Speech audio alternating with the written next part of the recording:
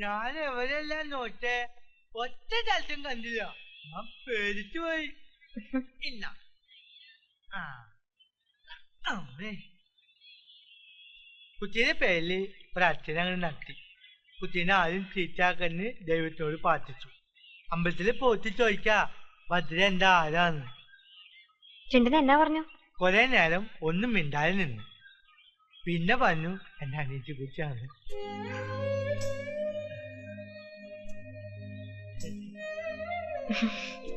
പിന്നെയും പോറ്റി ചോദിച്ചാ ഭദ്രകാളിയെ പോലെ ആലോന്ന്.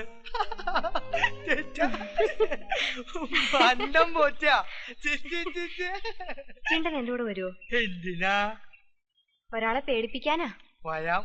പേടിപ്പിക്കുന്ന കേട്ട് നല്ല തെറ്റാ.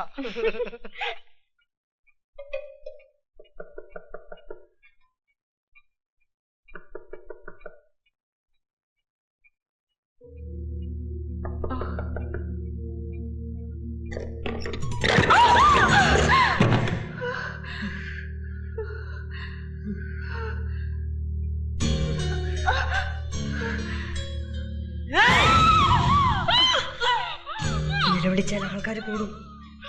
ഞാൻ പറഞ്ഞു തുടങ്ങും നിന്റെ ചരിത്രം. നീ പെണ്ണാണോടി?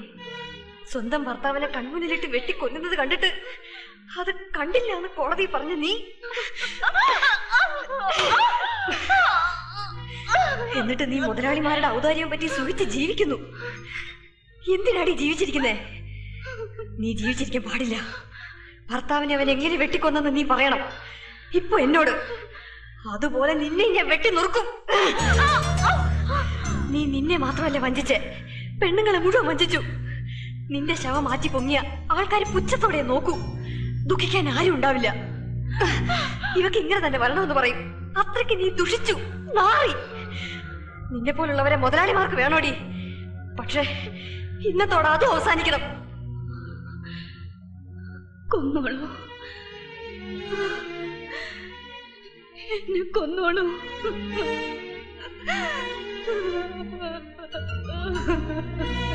കൊന്നോളൂ.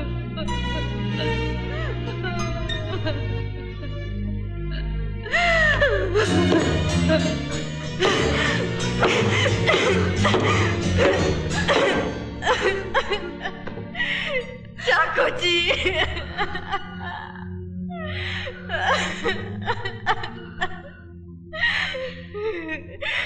ഇല്ല, ചാക്കോച്ചിയുടെ റോസാക്കുട്ടിയെ കൊല്ലാൻ എനിക്ക് പറ്റുന്നില്ല.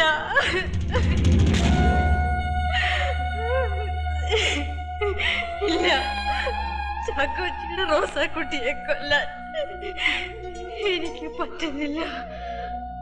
എനിക്ക് പറ്റുന്നില്ല.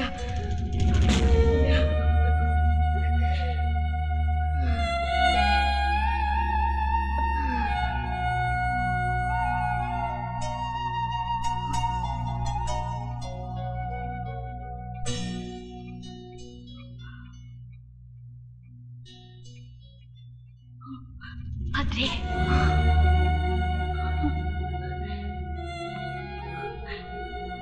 ഭദ്രേ,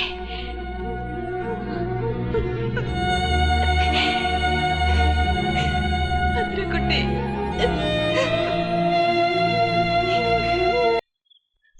അവിടെ പാദസരം കിലുങ്ങുമ്പോ എന്റെ നെഞ്ചിനകത്ത് ആറാട്ട. ആ മുടി അഴിച്ചിടുമ്പോ ശരീരം ആകെ കോരി തരിക്കുക. എന്റെ ആ വട്ടപ്പൊട്ടി എപ്പോഴും ഇങ്ങനെ മാടി വിളിക്കുന്ന തോന്നുക. എന്നാ ചന്തവാവക്ക്. ഇവിടുത്തെ ചേറ് കുഴച്ച് ബ്രഹ്മാവ് ഉണ്ടാക്കിയെടുത്തത് അവളെ മനുഷ്യന്റെ ഓർക്കം കെടുത്താൻ. കുറച്ച് പാടുപെടും മുതലാളി. അവളാ ഉശിരൻ ചന്ദ്രപ്പന്റെ ഭാര്യ. അതിനെന്നാ? അവനാ കുടിലിന് ചുറ്റും ലക്ഷ്മണരേഖ വരച്ചിട്ടേ പോകും. എടോ, പണ്ട് ഏതോ രാമനോ ലക്ഷ്മണനോ എവിടെയോ ഈ പറഞ്ഞ രേഖ വരച്ചിട്ടിട്ട് പോയില്ലേ? എന്നാ പറ്റി? ആ മിടുക്കൻ രാവണൻ അടിച്ചു മാറ്റിയില്ലേ? പിന്നെ ആ ചന്ദ്രപ്പന്റെ ഭാര്യ ഗൗരി. അപ്പോ നടേശൻ രാവണൻ മുതലാളി അടിച്ചോണ്ട് പോരും. അല്ല പിന്നെ. ഇവിടെ നോക്ക്. എനിക്ക് പേടിയാവുന്നു. എന്നത്തിനാ?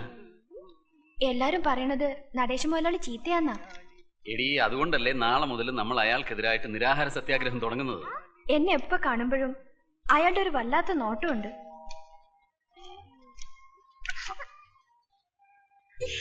എന്താ ഇത്? ഇനി മുതൽ അയാൾ നോക്കിയാലും കണ്ണു പറ്റാതിരിക്കാനാ. ആണോ?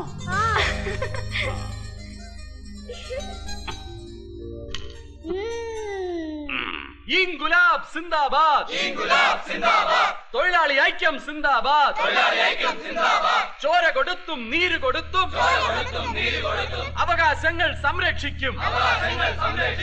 നടേശൻ മുതലാളി നീതി പാലിക്കുക.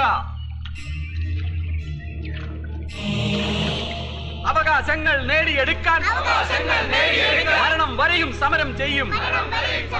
തൊഴിലാളി ഐക്യം സിന്ദാബാദ്. ഈ ചെങ്കൊടിയാണേ കട്ടായം. തൊഴിലാളി ഐക്യം.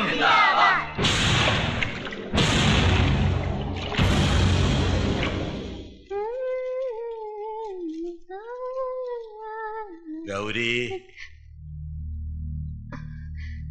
പേടിക്കണ്ട. പൊട്ട് മായ്ക്കാൻ തുടങ്ങിയത് കണ്ടു നിൽക്കാൻ പറ്റില്ല. മായ്ക്കരുത്. നിന്റെ ആ വട്ടപ്പൊട്ട്, മുടി, പാദസരം എല്ലാം എനിക്കിഷ്ടമാ. നിന്റെ എല്ലാം എനിക്കിഷ്ടമാ. വീടിന് മുമ്പ് നിന്റെ ഭർത്താവും കൂട്ടരും നിരാഹാരം കിടന്നുള്ള വിളിയാ. അവരോട് സംസാരിച്ചാൽ കൂലി പ്രശ്നം തീരില്ല. അതാ ഇങ്ങോട്ട് പോന്നെ. ഗൗരി പറഞ്ഞാൽ ഞാൻ കൂലി കൂട്ടി കൊടുക്കാം. അങ്ങനെ വന്നാൽ ചന്ദ്രപ്പന്റെ മിടുക്കൊണ്ടാണ് അത് സാധിച്ചതെന്ന് തൊഴിലാളികൾ ധരിക്കും. ചന്ദ്രപ്പൻ അന്തസ്സ് കൂടും. ഭർത്താവിന് നല്ലത് വരുന്ന കാണാൻ ഇഷ്ടപ്പെടാത്ത ഭാര്യമാരുണ്ടാകുമോ? അതാ ഞാനിങ്ങി പോന്നേ. നടേശൻ മുതലാളി നീതി പാലിക്കുക. മരണം വരെയും ആരും അറിയത്തില്ല. ഞാനൊന്ന് തൊട്ടോട്ടെ. കൊതിയുണ്ടാ? നീ സഹകരിച്ചാൽ ഒരു വലിയ തൊഴിലാളി പ്രശ്നം തീരും. ഈ കരയിൽ സമാധാനം നിലനിൽക്കും. കൂടുതൽ ആലോചിക്കാനൊന്നുമില്ല നീ.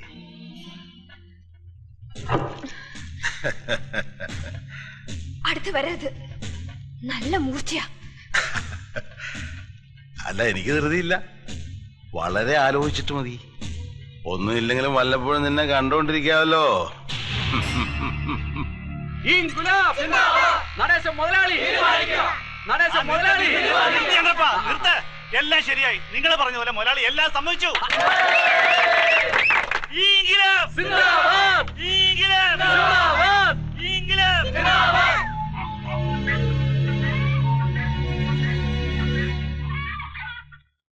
അവൻ ഇന്ന് വീട്ടിലെത്തരുത്.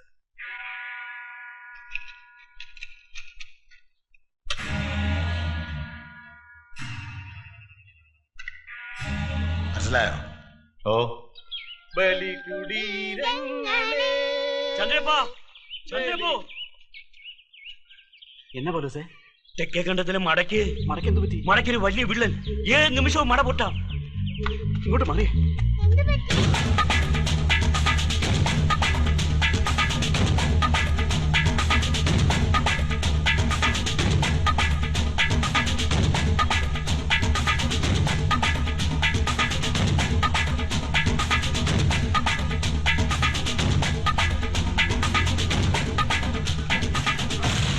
ഇവനൊക്കെ എന്താ ഈ കാണിക്കുന്നത്? മോളിവിടെ നിന്നു.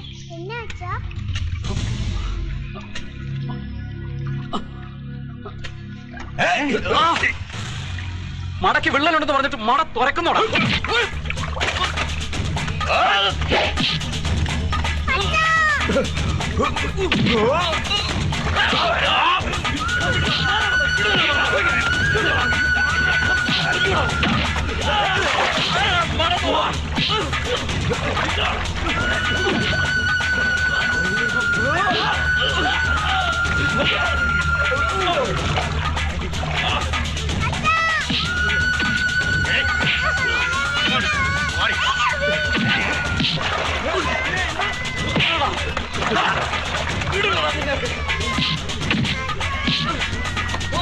നിന്നൊക്കെ വെട്ടി മുറുക്കൂടാ. ജീവനുണ്ടെങ്കിൽ കളയും നിന്നെ ഞാൻ.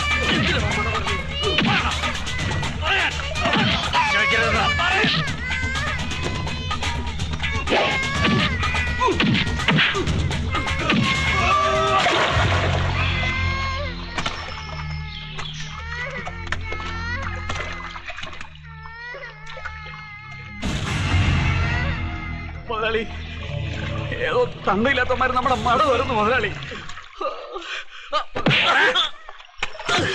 കുഴിച്ചു മുടങ്ങണേ.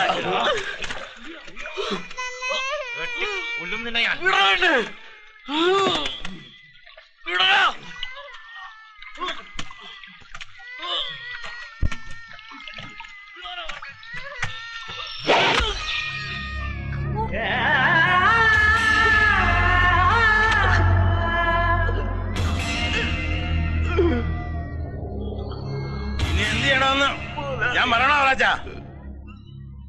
ആ മടമാന്തി അവനെ അതിനകത്തെടുത്ത് തട്ടടാ, എന്നിട്ട് ചേറ് വെട്ടിട്ട് നടക്കടാ.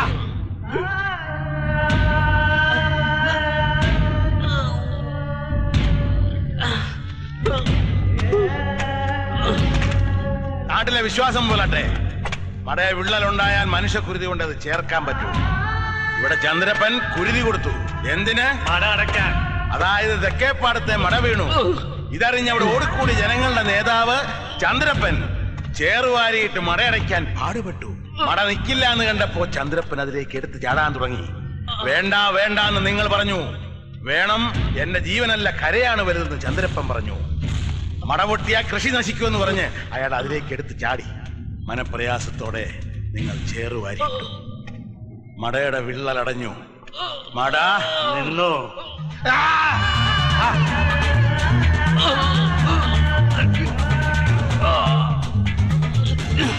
പാവൻ ചന്ദ്രപ്പൻ, ജീവൻ കരയ്ക്ക് വേണ്ടി ബലി കൊടുത്തവൻ എന്ന് നാളെ മുതൽ നാട്ടുകാർ പറയണം.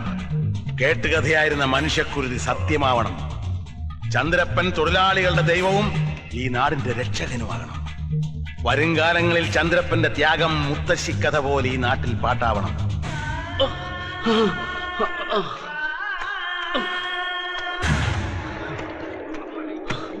വേണ്ട,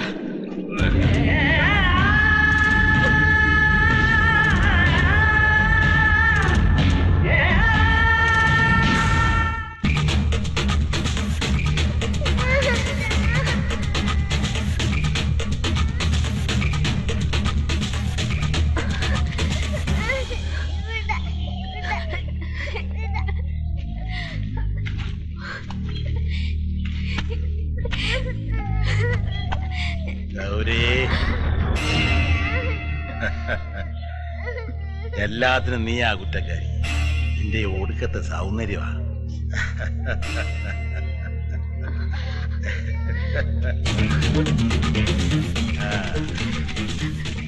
ഭയന്ന് ഓടുമ്പോഴും ഒക്കെ എന്നാ ചന്തവാ.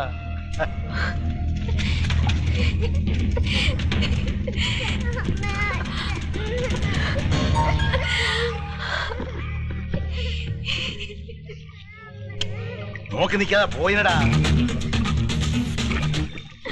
മോളെ, ഈ അമ്മ കാരണം ഇങ്ങനെയൊക്കെ സംഭവിച്ചത്. അമ്മ ജീവിച്ചിരുന്ന അയാള് വീണ്ടും നമ്മുടെ പിന്നാലെ വരും.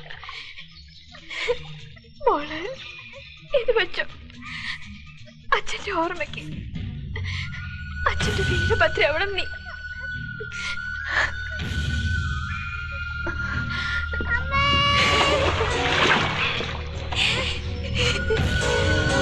അമ്മയോട് പൊറുക്കണം, വേറെ വഴിയില്ല മോളെ.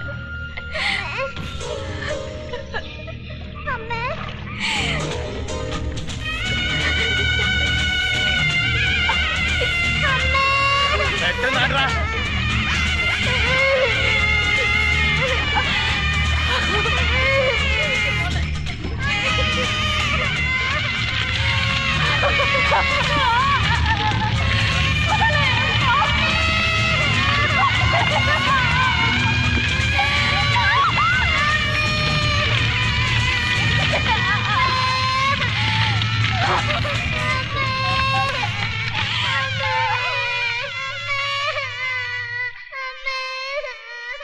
അനാഥാലയത്തിൽ കഴിഞ്ഞ 15 വർഷങ്ങൾ